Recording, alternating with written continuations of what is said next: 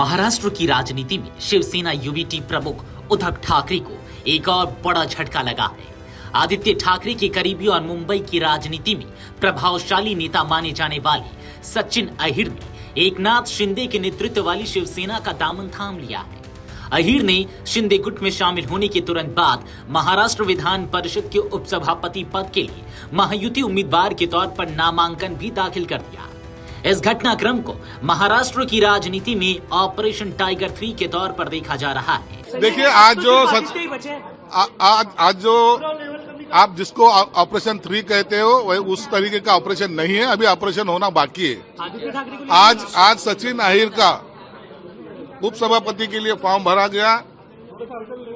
वो आज सही मायने में शिवसेना के पक्ष में आज वो दाखिल हुए। इसके पहले ही जो उनको उम्मीदवारी मिली थी वो शिवसेना की थी और उन्होंने कोई पक्ष छोड़ा नहीं है। तो शिवसेना में जो हम एकनाथ शिंदे साहब के नेतृत्व में चलाते उसी पार्टी में उन्होंने अपना स्थान ले लिया है, उसमें प्रवेश उन्होंने किया है। सचिन अहिर का शिंदे गुट में जाना इसलिए भी महत्वपूर्ण माना जा रहा है क्योंकि उन्हें आदित्य ठाकरे का सबसे भरोसेमंद सहयोगी माना जाता रहा है।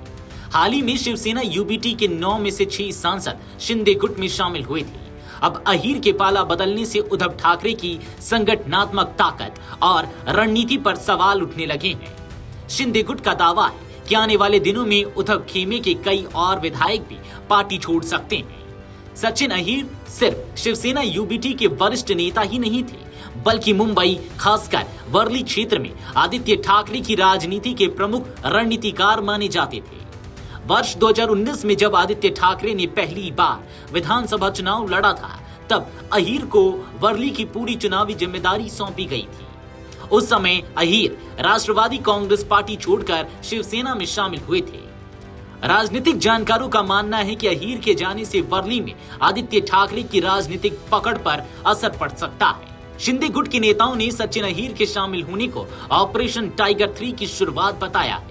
शिंदे गुट के विधायक महेंद्र दावली ने दावा किया कि यह केवल शुरुआत है और आने वाले दिनों में उद्धव खेमे के कई और विधायक भी शिंदे गुट में शामिल हो सकते हैं। इससे पहले उद्धव ठाकरे लगातार दावा कर रहे थे कि उनका संगठन मजबूत हो रहा है, लेकिन हालिया घटनाक्रमों ने उनकी रणनीति को झटका दिया है।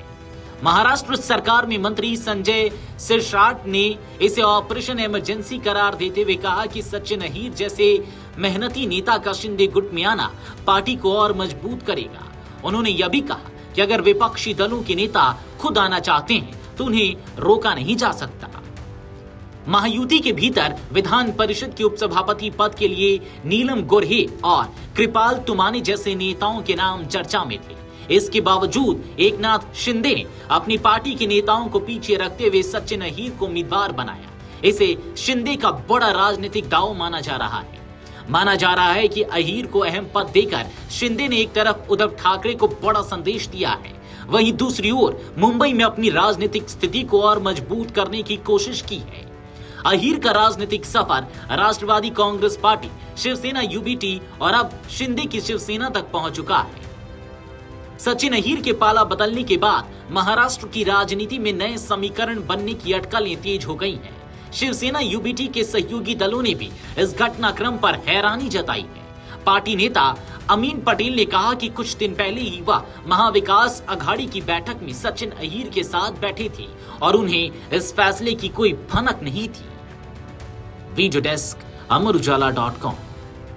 अगर आप ये वीडियो YouTube पर देख रहे हैं तो हमारे चैनल को सब्सक्राइब कर बेल आइकन दबाएं और Facebook पर देख रहे हैं तो हमारे पेज को लाइक करें।